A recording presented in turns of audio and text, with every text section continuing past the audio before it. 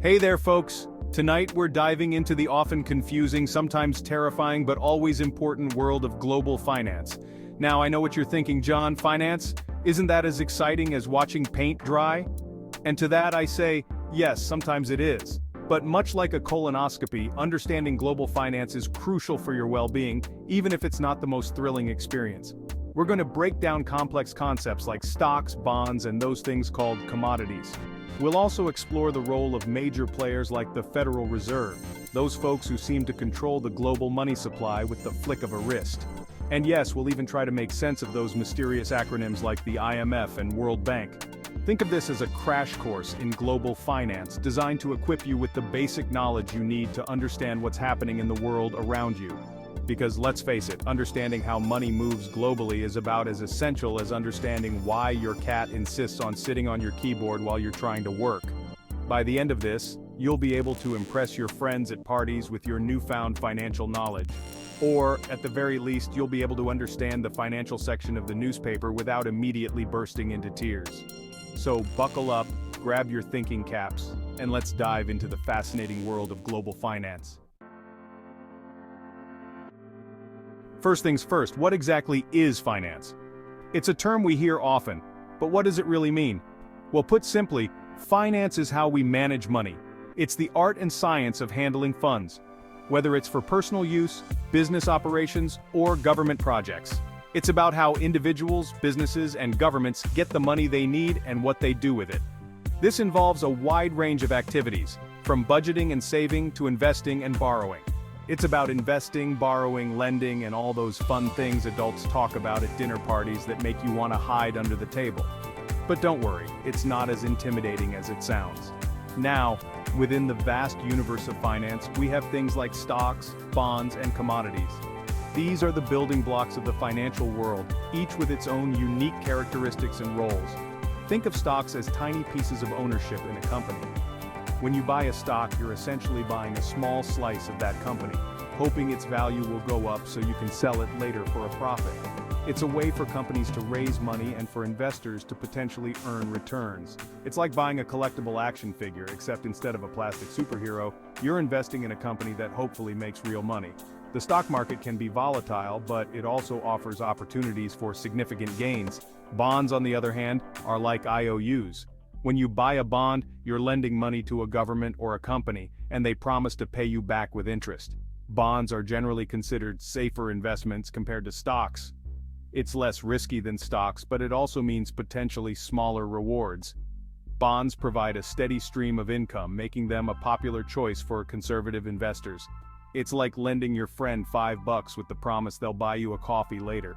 The interest you earn on bonds is like the extra coffee your friend buys you as a thank you. And then we have commodities, which are raw materials like oil, gold, or coffee beans. These are the essential goods that drive the global economy, and their prices can be influenced by a variety of factors. These are the basic ingredients that go into making all sorts of things we use every day. From the gasoline in our cars to the coffee in our cups, commodities are everywhere. Investing in commodities can be a bit of a gamble, as their prices can fluctuate wildly depending on supply and demand. Factors like weather, geopolitical events, and market speculation can all impact commodity prices. It's like playing the stock market, but instead of betting on companies, you're betting on things like the price of orange juice concentrate. This type of investment requires a keen understanding of market dynamics and trends. Understanding these basic financial instruments is like learning the alphabet of global finance. Each one plays a crucial role in the broader financial ecosystem. It's the foundation upon which everything else is built. Without a solid grasp of these concepts, navigating the financial world can be challenging. So, there you have it, Finance 101, hopefully explained in a way that doesn't make your brain melt. By understanding these basics, you're better equipped to make informed financial decisions. Now let's move on to bigger and more exciting things. The world of finance is vast and full of opportunities, and we're just getting started. Now that we've got the basics down, let's talk about where all the action happens.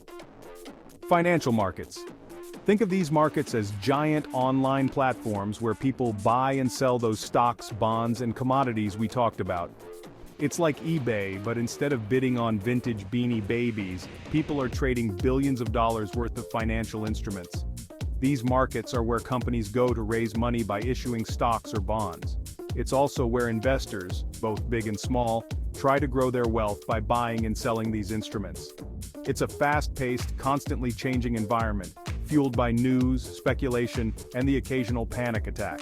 It's like a casino, but with less free booze and significantly higher stakes. We have stock markets like the New York Stock Exchange or the NASDAQ, where companies list their shares for trading. Then there are bond markets, where governments and corporations issue bonds to raise capital. And let's not forget commodity markets, where you can trade everything from crude oil to pork bellies. Don't ask why anyone would want to trade pork bellies. It's a mystery for another day. These markets are interconnected, meaning what happens in one can impact the others. For example, a sudden drop in oil prices might affect the stock price of an airline company. It's like a giant game of financial Jenga, where removing one block can have unintended consequences on the entire structure. Understanding how these markets work is crucial to understanding global finance. They are the engines that drive global economic growth, but they can also be the source of significant instability and risk. It's a delicate balancing act, like trying to juggle chainsaws while riding a unicycle on a tightrope. Now imagine a world without referees in a football game. It would be chaos, right? Players could get away with anything. Well, the world of finance is kind of like that. It needs referees to keep things fair and prevent the whole system from collapsing. That's where central banks come in. Central banks are like the referees of the financial system. They're the institutions responsible for controlling a country's money supply and ensuring financial stability. They're the ones who set interest rates, lend money to banks, and generally try to keep the financial system from going completely haywire. They're like the financial superheroes, except instead of capes, they wear really boring suits. In the United States, we have the Federal Reserve, often referred to as the Fed. It's like the granddaddy of all central banks, with a lot of power and influence over the global financial system. Other major central banks include the European Central Bank, the Bank of England, and the Bank of Japan. These institutions play a crucial role in managing the economy. By controlling the money supply, they can influence things like inflation, economic growth, and unemployment. They do this through various tools, the most important being interest rates. Think of interest rates as the price of money. When interest rates are low, borrowing money is cheaper, which encourages spending and investment. This can boost the economy but also lead to inflation if things get out of hand. On the other hand, when interest rates are high, borrowing becomes more expensive, which can slow down the economy and help control inflation. Central banks have a tough job. They need to find the right balance to keep the economy stable and prevent things from going off the rails. It's like walking a tightrope while balancing a stack of plates on your nose during an earthquake. In other words, it's not easy.